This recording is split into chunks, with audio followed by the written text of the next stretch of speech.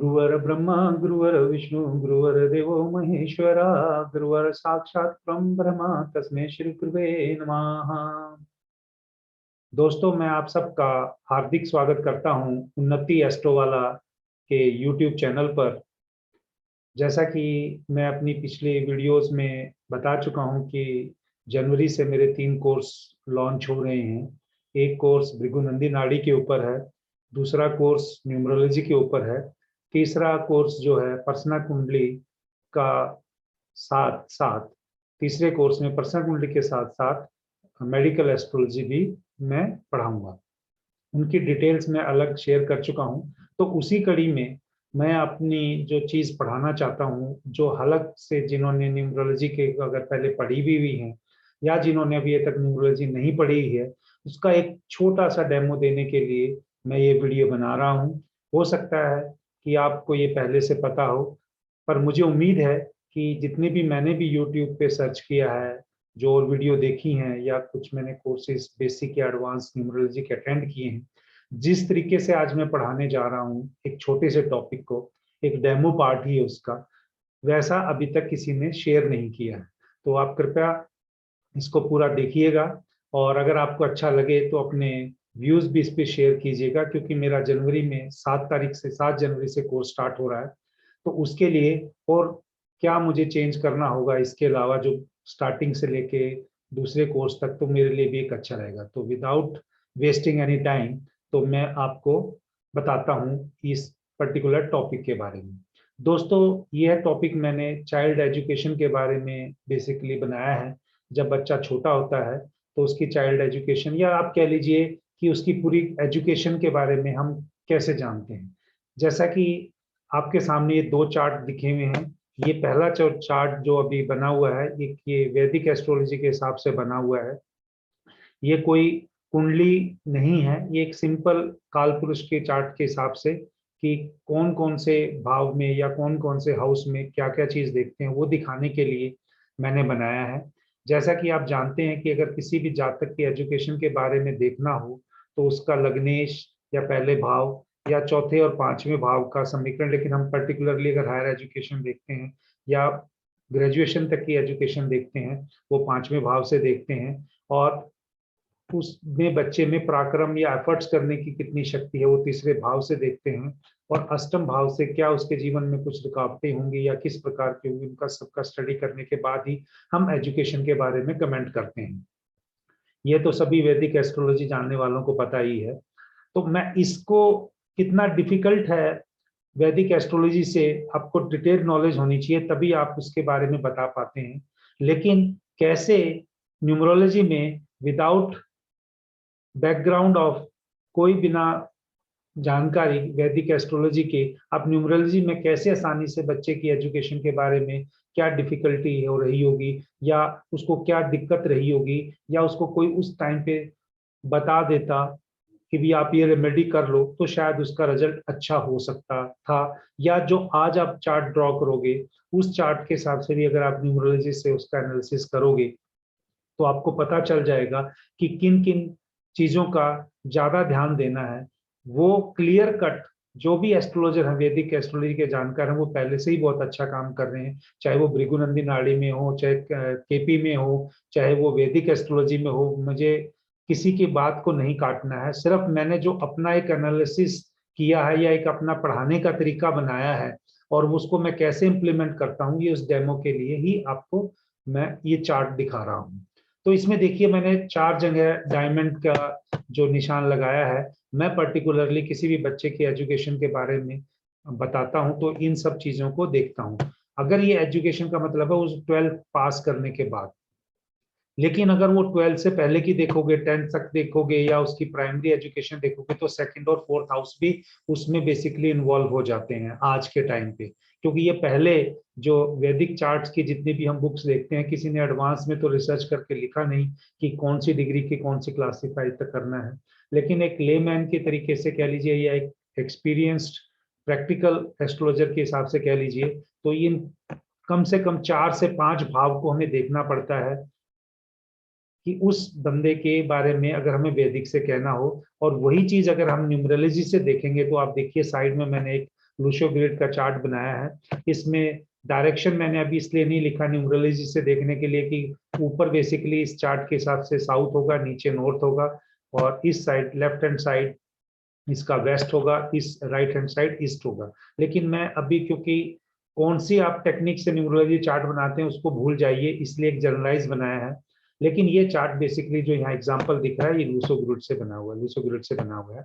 तो इसमें अगर आप देखेंगे कि एजुकेशन के बारे में, अगर हमें स्टडी के बारे में बच्चे के बताना है, तो ये वाला जो कॉलम है या जो ये ब्लॉक है 8 नंबर जहाँ पे लिखा है, इससे स्टडी नॉलेज या और भी पैरामीटर लिखे हैं, लेकिन मैंने सिंपल यहाँ पर अभी स्टडी के बारे में, एजुकेशन के बारे में बात करनी है।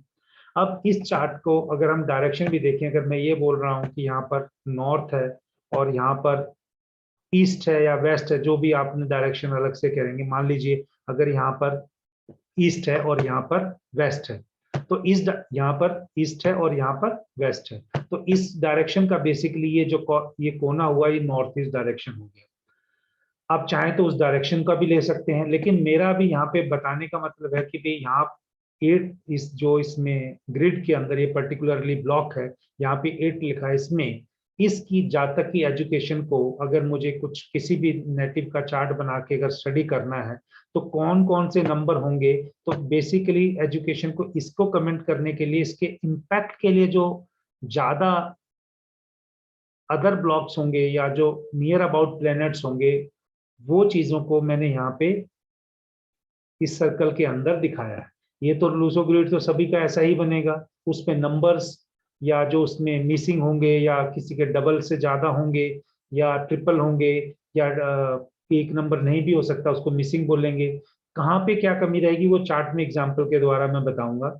लेकिन अभी फिलहाल अगर देखना है, तो मैं जो बेसिक चार्ट के थ्रू बताना चाहता हूं कि स्टडी तो हम इस हिसाब से देख रहे हैं। तो यहाँ पे 8 नंबर अगर न्यूमरोलॉजी में देखें, तो ये शनि को इंडिकेट करता है, 3 नंबर जुपिटर को, 5 नंबर मरकरी को और 1 सन को।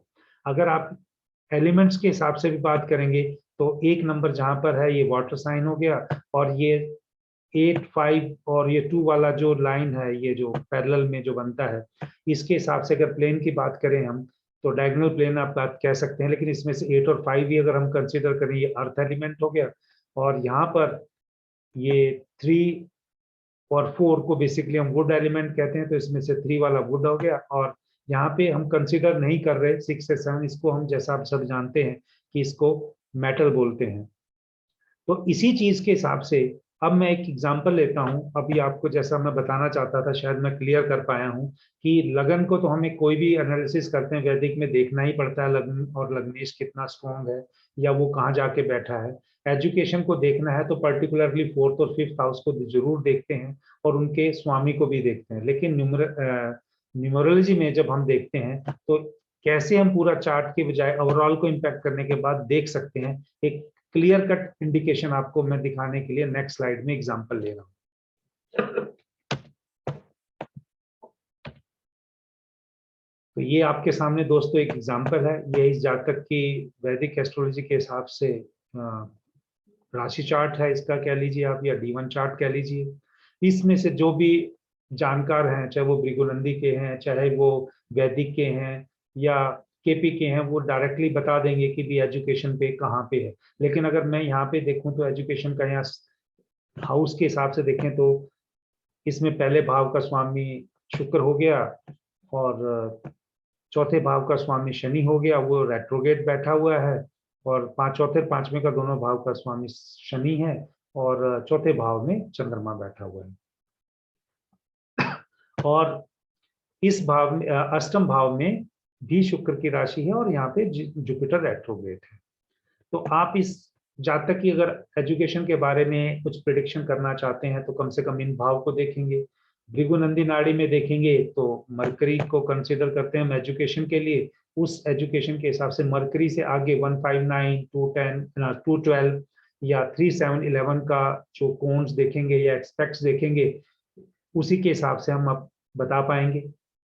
लेकिन अगर हम चार्ट को देखें न्यूमरोलॉजी में, इतनी डिटेल में जाने के बजाय आप देखिए, जो जो नंबर थे वहां पर, ये यहाँ पर उस पिछले एग्जाम चार्ट में जैसे यहाँ लिखा था 1689, उसी हिसाब से जो डेट ऑफ बर्थ है, कॉन्फिडेंशियलिटी के रखने के लिए मैं जातक का डेट ऑफ बर्थ नहीं बता रहा हूँ। लेकिन अगर आप ये देख सकते हैं यहाँ पे ये मिस्टेक है, इसको आप निग्लेक्ट कर दीजिए, क्योंकि यहाँ पे ईस्ट होना चाहिए था, यहाँ पे वेस्ट होना चाहिए था, तभी ये नॉर्थ ईस्ट का कोना पड़ेगा। तो ये चीज को देखने के लिए मैंने उसकी जो ब्लैक नंबर से, ब्लैक इंक से, या जो लिखे हुए नंबर, वो उसकी एक्चुअल डेट ऑफ बर्थ, जैसे किसी की भी एग्जांपल की अगर डेट ऑफ बर्थ ले लो, 12 मार्च 12/3/1985, तो ऐसी डेट कोई एग्जांपल है, ये वो डेट नहीं है लेकिन कोई डेट है ऐसी, उसके नंबर मैंने इस हिसाब से कर दिए। डिटेल में तो मैं अपने कोर्स में बताऊंगा ही। यहाँ पर अगर आप देखिएगा, इसमें 4 एलिमेंट है, तो यानी वुड एलिमेंट है इसके पास, चाहे पूरा नहीं है लेकिन है। फायर एलिमेंट 9 है, लेकिन अगर आप देखेंगे 3 1 1 है, तो वाटर एलिमेंट ज्यादा है, फायर एलिमेंट कम है। और साथ में अगर ये देखेंगे तो यहाँ पे मेटल एलिमेंट में भी 6 है और 7 नहीं है।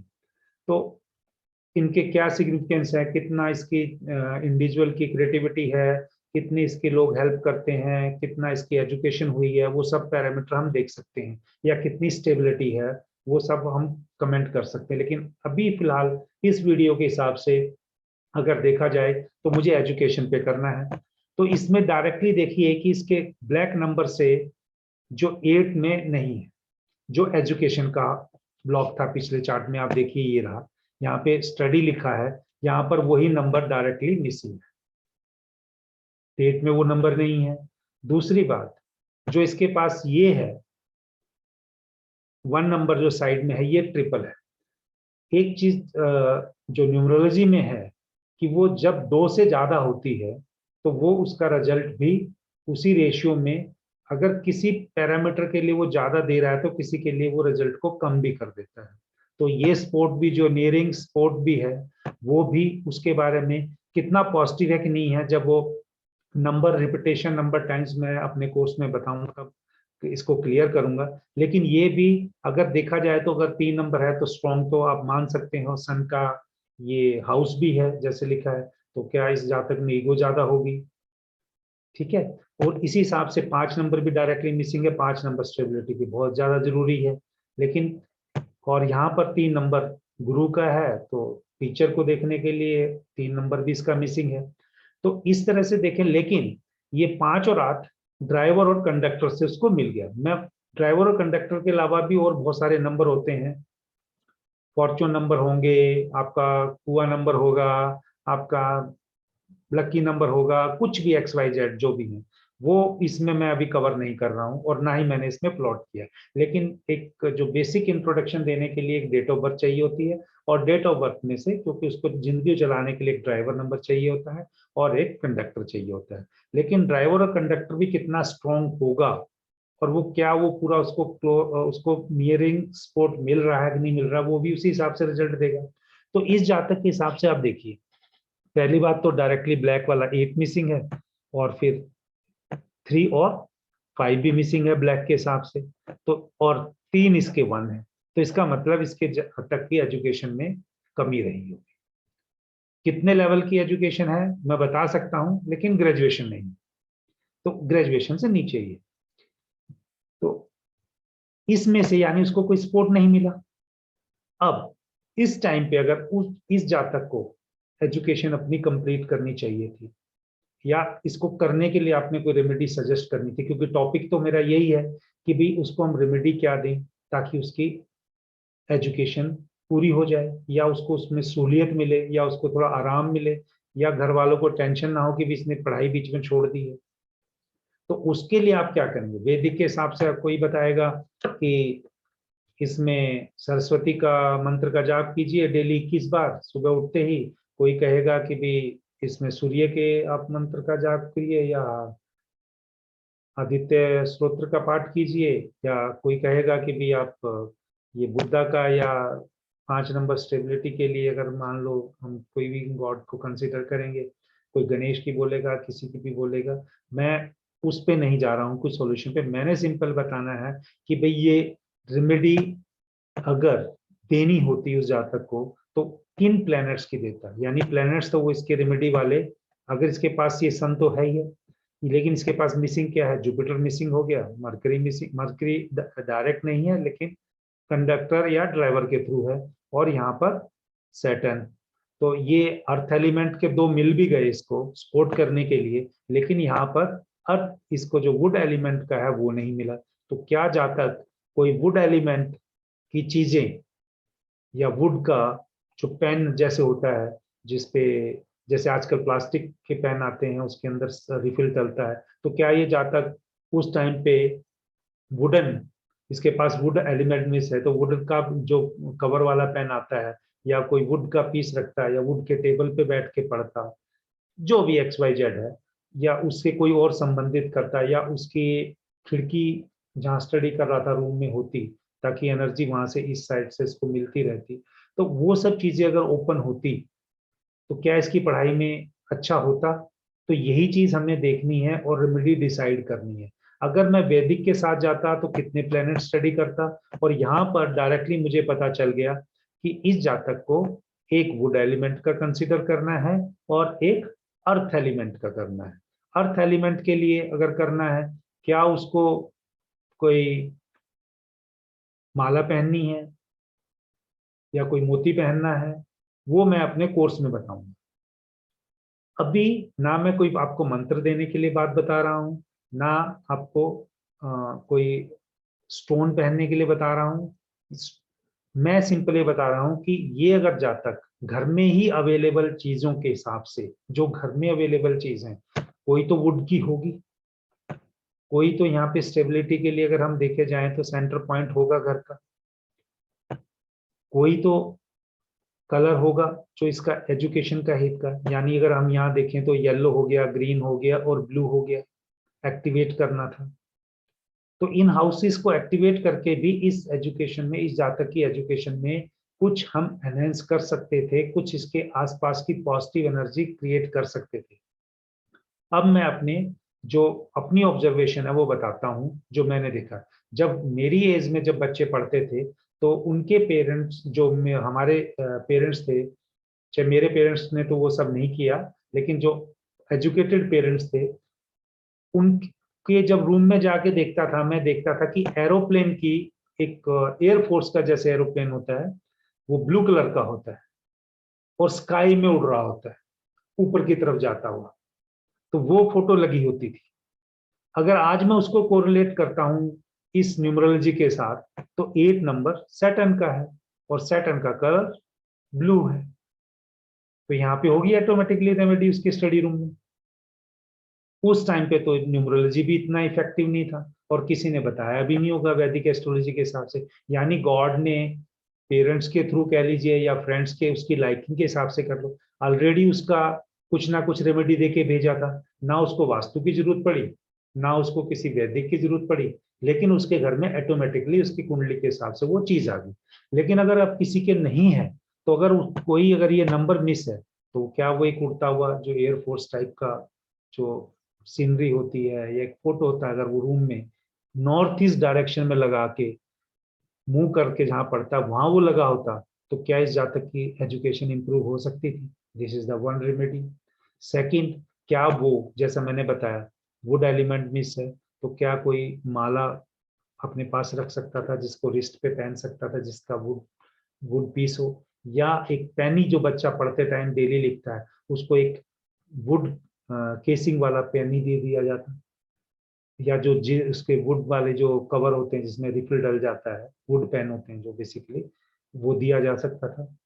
और यहाँ पर जैसे ये ग्रीन वाला जो चीज है, इसको कुछ ग्रीन जुपिटर, सॉरी मरकरी के लिए स्टेबिलिटी के लिए, उसकी कंसंट्रेशन के लिए, या कोई उसको मंत्र दिया जा सकता था, या उसको कोई अर्थ एलिमेंट है जो अर्थ से जुड़ा हुआ है बेसिकली, क्योंकि ये लाइन पूरी डायगोनल वाली अर्थ एलिमेंट को इंडिकेट करती है, तो क्या वो अर्थ एलिमेंट की रेमेडी कर सकता था।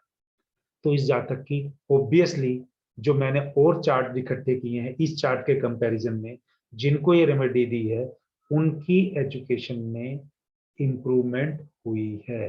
तो इसी के साथ मैं वीडियो यहाँ, तो ये यहाँ पर समाप्त करता हूँ, और लास्ट में अपने जो कोर्सेज आ रहे हैं एक बार फिर दोबारा से बताता हूं कि मेरे 3 ऑनलाइन कोर्सेज मैं ऑफिशियली तो लॉन्च 5th को करूंगा, लेकिन क्लासेस जो होंगी वो फ्राइडे, सैटरडे, संडे होंगी। पहला कोर्स है फ्राइडे को 7 तारीख को भृगुनंदी नाड़ी के ऊपर है। दूसरा कोर्स न्यूमरोलॉजी को 8 तारीख के ऊपर है, और 8 तारीख से है, 8 जनवरी से है। और पर्सनल कुंडली और मेडिकल एस्ट्रोलॉजी का कोर्स 9 जनवरी से है। तो जो भी इच्छा रखते हैं मेरे साथ जुड़ने की, वो एक बार जुड़ के जरूर देखें। इनमें से तीनों कोर्स किसी भी एक कोर्स में एनरोल करके मैं आपको जो चीज़ बताना चाह रहा हूँ कि मेरे कोर्स की जो स्पेशली जो एक साइलेंट फीचर आप कह लीजिए, एक यूनिकनेस होगी, वो होगी 100% प्रैक्टिकल कोर्स। मतलब जिस तरह से मैंने ये चार्ट लगाया है, अगर मैंने पहला लेक्चर भी लिया है, उस पहले लेक्चर में भी आपको इस तरह से चार्ट के डेमो के ऊपर ही बताऊंगा। नो डाउट 20 to 30% थ्योरी जरूर होगी, लेकिन 70% चार्ट ही होंगे। उन चार्ट के साथ ही थ्योरी चलेगी। ये नहीं कि मैं वीडियो में पूरी में मैं आ जाऊंगा, कंटेंट आपको नहीं दिखेगा, कंटेंट आपको दिखेगा। या मैं जो बोल रहा हूँ वो आप लिख सकते हैं, या आप उससे जो मैं वीडियो का कुछ रूल बनेगा कि कितने दिन के लिए शेयर करनी है, वो उसके हिसाब से मैं आपको कर सकता हूँ जैसे भी कहेंगे। क्योंकि जो मैं पढ़ा रहा हूँ वो तो मैं किसी से भी सीखा है, या मेरे को किसी यूट्यूब से भी सीखा है, गुरुओं से भी सीखा है, किताबों से भी पढ़ा है। तो वो एक ना एक दिन तो सबके साथ शेयर करना ही है। मुझे शेयर करने में वो चीज मैं आपसे शेयर कर रहा हूँ जिसकी प्रैक्टिकली नहीं की है, तो मैं ऐसे डेमो कर रहा हूँ, तो मैं कोर्स में भी दूंगा। तो पर्सनल कुंडली में और मेडिकल एस्ट्रोलॉजी में भी ऐसे ही होगा। तो पार्टिसिपेंट्स जो होंगे उनके चार्ट में ले लूंगा। जैसे मैं अभी डेट डिस्क्लोज नहीं कर रहा हूँ, वहां पर डेट मैं किसी की भी डिस्क्लोज नहीं करूंगा, लेकिन चार्ट जरूर होगा। उस चार्ट के हिसाब से जो जिस कोर्स में होगा उसी तरीके से उसका चार्ट वहां पर डिस्कस करके जो इमीडिएट की चीजें होंगी वो बताई जा सकती हैं, या कोई पास्ट इवेंट होगी जो ताकि वो कंफर्म कर सके, तो वो चीजें बताई जा सकेगी इन प्रैक्टिकल चार्ट्स के थ्रू।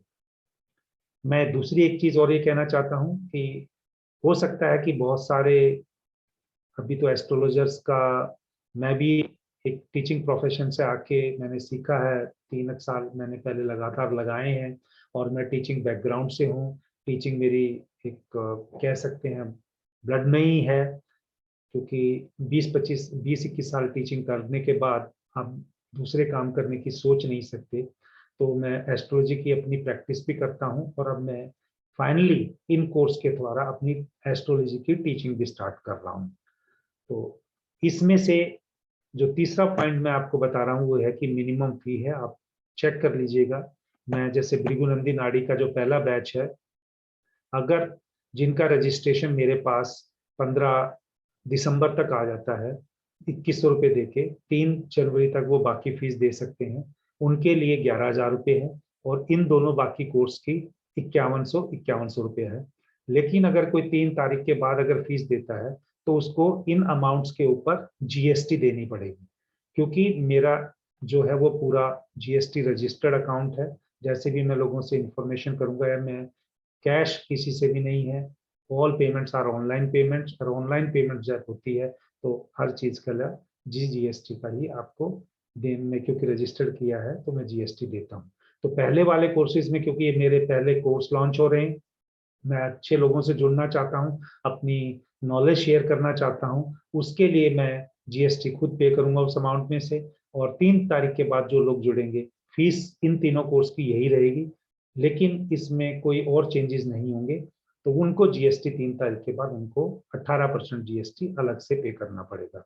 तो मैं उम्मीद करता हूं कि मेरे द्वारा बताए गए कंटेंट, या मेरे द्वारा जो अपने कोर्स की मार्केटिंग की ही भी है मैंने, उससे भी आप सहमत होंगे, और एक बार जुड़कर मेरे साथ जरूर देखेंगे कि मैं जो कह रहा हूं उसका क्या वैल्यू है, और वो कहां तक मैं उस पे सिद्ध कर पाता हूं, या कहां तक आप लोगों को खुश कर पाता हूं। क्योंकि एक टीचर का रोल खाली कोर्स पढ़ाने का नहीं है। एक टीचर का रोल, जो भी स्टूडेंट है उसको खुश होना चाहिए, वो मन से खुश होना चाहिए, आत्मा से खुश होना चाहिए कि जो भी सर ने दिया है, जो प्रॉमिस किया है, उससे 20 से 30% ज्यादा दिया है।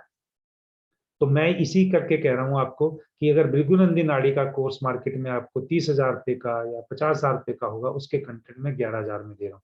आगे कोर्स ऑब्वियसली मैं भी बढ़ाऊंगा अपनी फीस, लेकिन ये मेरे पहले बैच हैं, तो इसलिए मैं आपसे एक डिस्काउंटेड फीस या कह लो या जो भी मैंने अपने सीखा है एक सोसाइटी को वापस देने के लिए मिनिमम से मिनिमम फीस के साथ में स्टार्ट कर रहा हूँ, ताकि मुझे भी पाप ना लगे अगर मुझसे पढ़ाते टाइम कोई गलती होती है, या क्योंकि अगर मैं ज्यादा पैसे ले लूंगा तो उसका कर्म भी मुझे ज्यादा ही देना चुकाना पड़ेगा। तो मैं उतना ही लेना चाहता हूँ जितना मेरा पढ़ाने में एफर्ट लगेगा। तो इन्हीं सब के साथ मैं अपनी वाणी को विराम देता हूँ। वंदे मातरम, और उम्मीद करता हूँ कि आप मेरे से जरूर जुड़ेंगे।